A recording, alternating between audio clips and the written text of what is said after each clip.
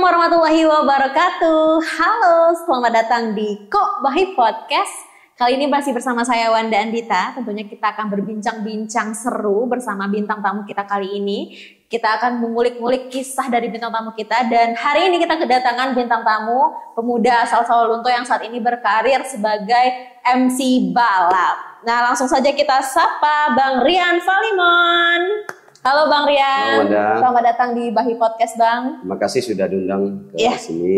Sama-sama, dan kita bakal cerita Bang, kita akan mengupas tuntas cerita di balik karir Bang Rian sebagai MC balap. Sekaligus Wanda mau curi-curi ilmu juga nih Bang, tentang per-MC-an, dan juga teman-teman yang di rumah pasti juga mau cari tahu tentang dunia balap dan juga MC di dunia balap ini Bang. Iya, betul. Nah, bakal banyak banget pertanyaan Bang, jadi kita mulai aja langsung. Selain bergerak di dunia balap nih Bang sebagai MC balap, kesibukan Abang apa aja nih Bang sekarang? Karena kan event balap kan nggak tiap hari juga kan Bang? Iya betul. Sekarang ini rumah aja sih. Di rumah aja? Kasih anak, kasih istri, tapi ada lah kerja sedikit, ada bisnis sedikit juga. Oke, sampingan bisnis adalah ya Bang ya? Bisnis. Dan juga menikmati waktu dengan keluarga. Keluarga, dengan anak, dengan istri. Oke. Nah, sebelum kita lanjut ke pertanyaan selanjutnya nih Bang, kita boleh nikmati dulu minuman dari Forestry Coffee. Forestry Coffee ya? Ya, untuk teman-teman yang lagi nonton juga wajib banget sambil minum kopi ya Bang ya. Iya, dan kalau bisa kopinya langsung dari Forestry Coffee. Ini rasa apa nih? Itu rasa kopi susu kayaknya Bang. Bukan rasa yang pernah ada ya? Aduh, bukan Bang. Oke, sembari menikmati kopi juga Bang, kita lanjut ya Bang ya. Kita cerita-cerita. Nah, gimana sih Bang awal karirnya Bang Rian nih berada di dunia balap, terutama MC balap tuh kayak gimana awal terjunnya gitu Bang? Jadi kalau MC itu kan dia master seremoni, dia mengelola semua kegiatan acara seremonial. Iya. Kalau dasarnya sih kalau Abang memang dari MC biasa gitu, kayak acara-acara pemerintahan dulu, sempat kerja di Pemda, terus belajar banyak di sana tentang keprotokoleran, terus juga diajak sama teman-teman bawa acara event konser, terus event-event harian lah gitu yang ada kan. Habis itu jadi waktu itu kan di Batu Sangkar tuh balap motoring sudah lama vakum, sudah lama mati. Bisa dikatakan sekitar 7 atau 8 tahun nggak ada event balap Batu Sangkar. Padahal event yang ada di Sumatera Barat ini salah satunya yang di Kota Batu Sangkar itu karena dia berada di jantung kota, menjadi salah satu sirkuit yang favorit. Setelah jalan, kebetulan waktu itu dia kalau di industri otomotif itu namanya racing commentator. Kalau MC dia Master of Ceremony kayak ceremony. Kalau racing commentator dia lebih untuk mengomentari apa yang terjadi yang sedang terjadi. Kayak komentator bola gitu ya Bang? Ya, kayak komentator bola. Terus kayak senior racing commentator tuh Mike Harris yang di dunia MotoGP. Jadi dia udah pensiun, sekarang udah diganti. Jadi kalau racing commentator dia lebih kepada jalannya acara gitu, apa yang sedang terjadi. Itu yang kita informasikan kepada para penonton dan juga para yang nonton secara online maupun offline kan. Habis itu ada racing komentatornya dari Jambi, namanya Bang Helmi. Dan beliau ini adalah senior dari racing komentator yang ada saya bisa katakan dia itu salah satu senior lah di Sumatera. Jadi saya banyak belajar dengan dia. Habis itu karena hubungan baik dengan kawan-kawan, saya juga waktu itu coba bawain acara formalnya. Kan sebelum acara race dimulai, saya coba bawa acara yang formal kayak seremoni gitu. Selesai seremoni, habis itu dia bilang, "Yan, kamu bisa jadi..." "Enggak Bang, passion saya Bang. Coba aja kamu bisa." Kebetulan adek waktu itu adik kandung main kan. Jadi kayaknya seru juga nih, gitu. Ada challenge di situ kan, ada tantangan di situ. Coba. Habis itu saya masih ingat waktu itu tuh kepemimpinan dari Pak Devri Nasli, dia notaris di Padang, dia ketua ini waktu itu. Bendaharanya saya masih ingat waktu itu Bang Widiarno Lostin. Nah, setelah saya coba bawain, karena memang di Sumbar nggak ada, jadi beliau langsung salaman sama saya. "Minggu depan kamu bawa acara kejuaraan nasional, nanti tandem dengan Bang Arisandro." Bang Arisandro itu senior saya juga, guru saya juga di racing komentator. Saya banyak belajar sama dia. Kami salaman, minggu depan saya langsung belajar langsung otodidak di lapangan. Tapi seru. Seru ya Bang. Kita harus ngapal para pembalap yang ada di Sumatera Barat, yang ada di Jambi, yang ada di Sumatera Utara. Kita harus paham mereka tuh pengalamannya, jam terbangnya di mana, mereka pernah ada momen apa di suatu sirkuit di luar dari Sumatera Barat ini, ada yang dari Pulau Jawa juga. Kita juga harus paham mereka tuh misalkan dari Sulawesi, dari ini, dari Jawa. Jadi mereka membawa ciri khas budaya mereka, kita harus sampaikan juga di situ. Itu serunya. Jadi racing komentator di dunia balap itu sejak antara 2017 sampai 2018, udah berapa tahun ya? Sekitar 8 tahunan. 8 tahun ya, baru. Udah lama ya Bang? Belum. Udah lama lah tuh Bang. Sudah senior saya itu udah 20-an tahun sebenarnya. Berarti memang udah ada basic MC-nya gitu ya Bang ya, dari dulu gitu. Udah ada basic MC, terus ternyata dapat tawaran yang tak terduga sampai sekarang pun ternyata udah jadi profesi yang selalu Abang lakukan gitu. Jadi apa ya, racing komentator ini sudah menjadi bagian dari hidup saya. Kenapa? Karena apa ya, setiap weekend itu kita ketemu dengan anak-anak balap itu, kita punya hal baru yang kita ceritakan. Kita ketemu dengan orang baru, A, B, C. Misalkan saya ketemu dengan Om Robi, Om Franz, dan kawan-kawan yang lain. Biasanya kita ketemu di sini aja. Kalau anak-anak racing mereka pasti ganti-gantian, kita ketemu terus sama mereka. Gitu kan. Jadi ada hal baru, ada cerita baru. Kamu main berapa kelas gitu misalnya kan? Main di mana? Gimana preparasi motornya? Udah oke. Udah Bang, ini segala macam. Anak-anak tuh memang apa ya? Mereka tuh antusias gitu.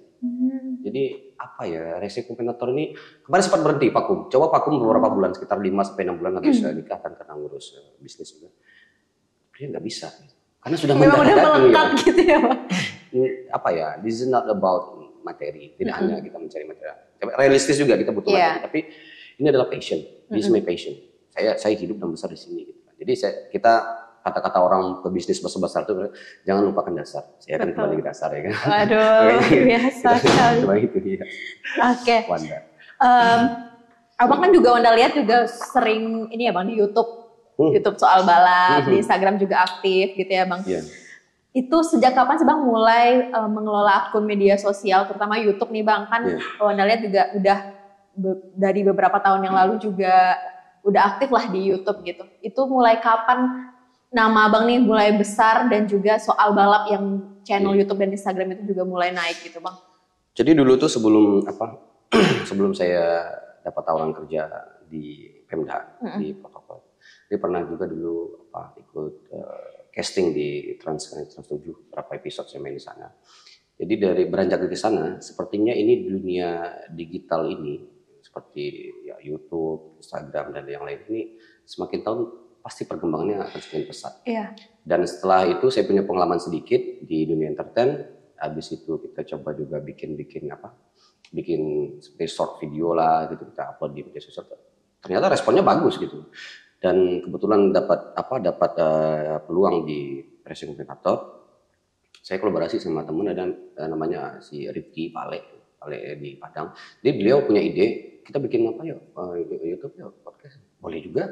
Waktu itu kan sedang apa ya, sedang bagus-bagusnya waktu itu kan. Podcast itu kayak SKS, Bang Haji Oscar, Merok Laban ini kan juga bagus dulu. YouTube-nya orang nonton semua ke sana. Kan event lokal. Jadi kita kita punya ide, kita coba cari sesuatu yang berbeda. Kita tidak race, kita lebih kepada personality pembalap rider. Udah kayak Ringi Rumana, Kiniman Nurung, Topan dulu. Siapa pernah kita, banyak sih pembalap yang pernah kita WhatsApp. Jadi udah lumayan jalan lah waktu itu kan, udah lumayan enak kan. Jadi, ya karena vakum waktu itu kan COVID terakhir kami waktu itu sebelum COVID itu balap motor ini lagi tinggi-tingginya, maksudnya lagi berada di fase yang sangat klimaks gitu. Jadi lagi enak banget, setiap minggu event. Minggu ini di Batu Sanggar, minggu depan si Junjun, minggu depan satu lagi saya ke Painan, minggu depan ke Padang. Jadi setiap minggu tuh ada jadwal. Dari awal tahun sampai akhir tahun tuh udah bisa dikatakan alhamdulillah, bisa dikatakan full, paling 1 atau 2 yang kosong. Ke Batam juga, ke Riau juga waktu itu, Pinang. Jadi apa ya? Sepertinya ya media sosial waktu itu lagi bagus-bagusnya kita coba. Habis itu COVID, vakum sampai sekarang agak santai lah. Karena udah berkeluarga juga kan. Jadi nggak terlalu fokus lah ke sana gitu. Pengen sih, tapi kayaknya ya waktu sudah terkuras untuk mencari nafkah. Ada anak dan istri, tanggung jawab yang harus tapi ya keluarga alhamdulillah sampai sekarang support. Istri, anak support terus kan. Pastinya support terus. Tapi yang jelas ya, kita lakukan hal yang positif. Oke, nah gimana nih Bang cara Abang untuk menjaga mental dan fokus? Karena kan kalau misalnya kita mau kayak ada lomba, kita mau tampil gitu ya Bang sebagai MC itu kan pasti ada kayak grogi-groginya dikit gitu. Nah kalau Abang tuh ada nggak treatment khusus atau hal yang Abang lakuin sebelum memulai kegiatan sebagai MC gitu Bang? Kalau pribadi sih sebenarnya gimana ya?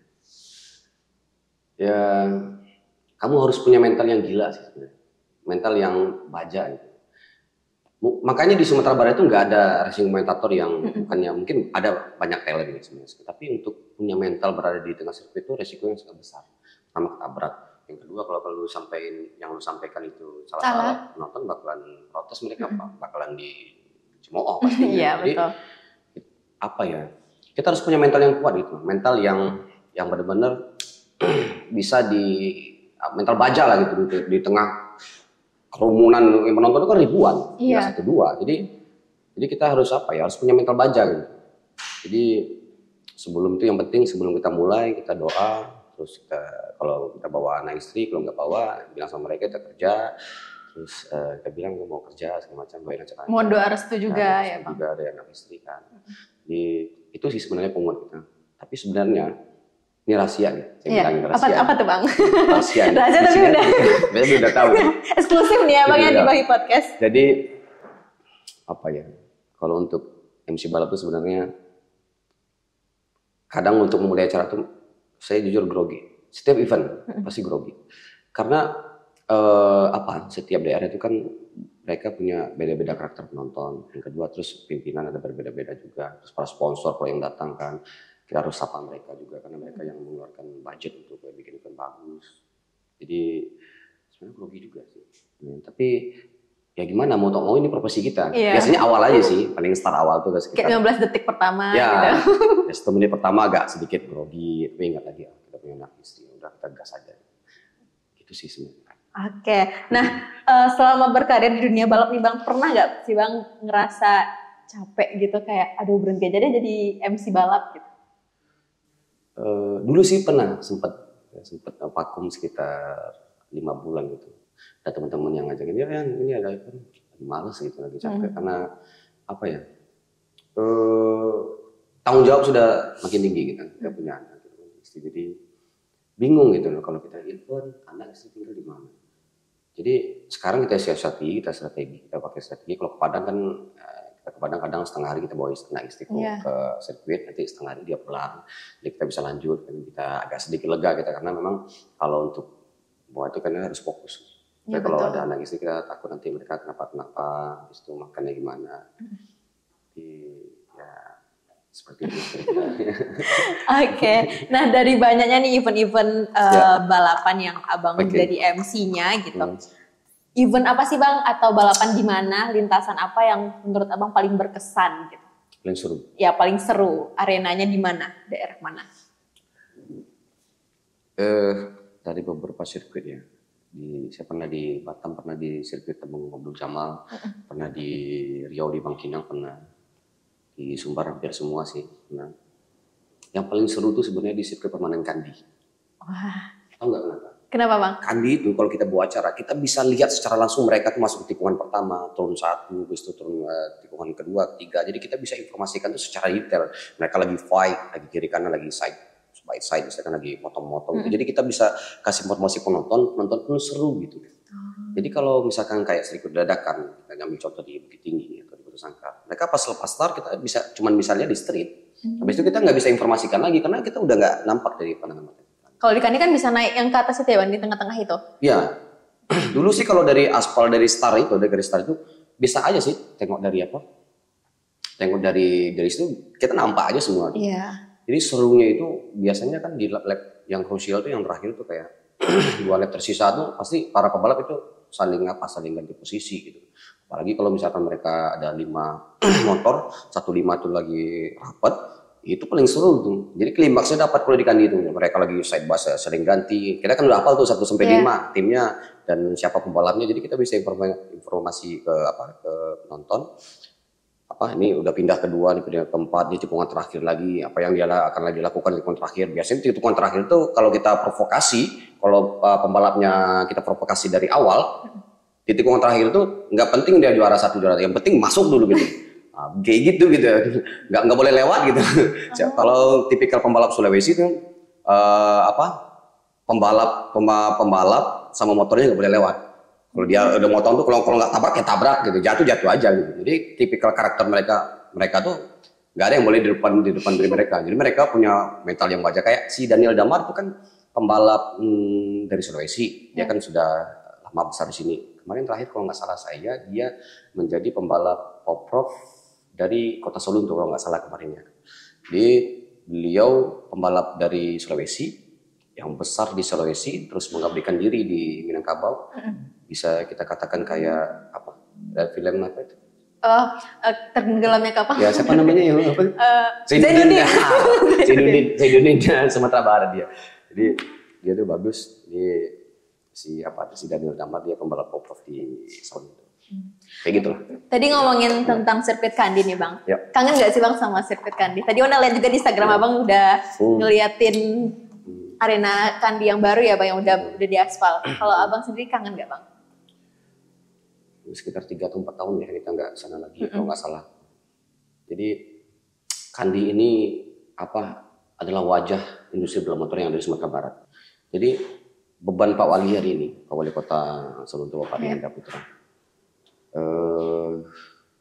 dia harus memperhatikan penuh para pembalap yang ada di Sumatera Barat. Karena sirkuit Kandi ini adalah wajah dari mereka para pembalap yang ada di Sumatera Barat. Karena kita cuma satu permanen sirkuit itu yang ada di Sumatera Barat cuma ada di Kandi. Sayang nggak kita gunakan, kita apakan bisa tempat latihan. Terus kalau ada event pasti PAD meningkat. Dari tiket yang diperpolasi itu sekian persen kan pemasukan untuk daerah. Iya, habis itu kayak pelaku ekonomi yang ada di sekitar bisa dikatakan Kamsi lah gitu kan. Siantang Koto, Kolo dan bagian-bagian kesini itu mereka pasti jualan di sana jarang yang nggak habis. Iya betul. Habis. Jadi ekonomi meningkat, sirkuit bisa kita pakai, pembalap senang. Kalau sirkuit tadi saya sempat teleponan sama kawan-kawan promotor event yang memiliki di kejuaraan nasional ya, One Prix, saya sempat telepon beliau juga. Bang, Pak Wali di Sawalunto sangat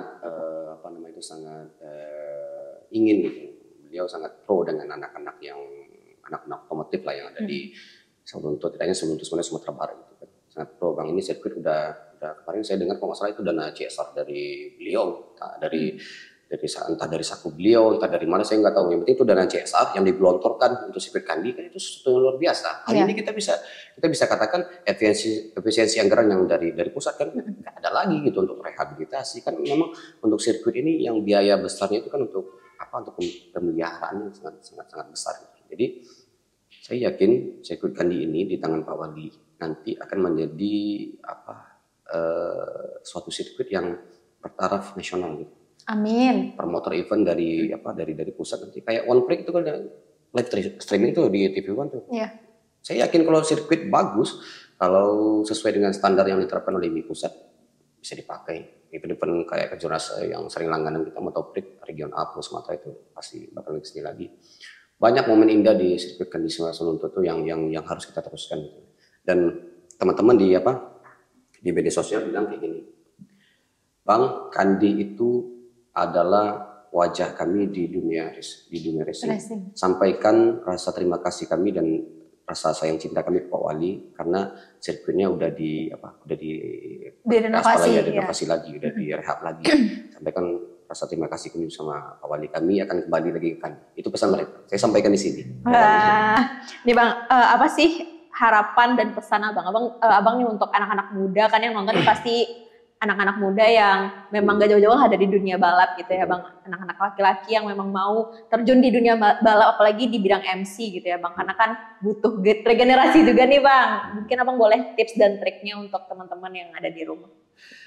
Jadi untuk adik-adik, anak-anak racing, para pembalap, para kru, para manajer balap,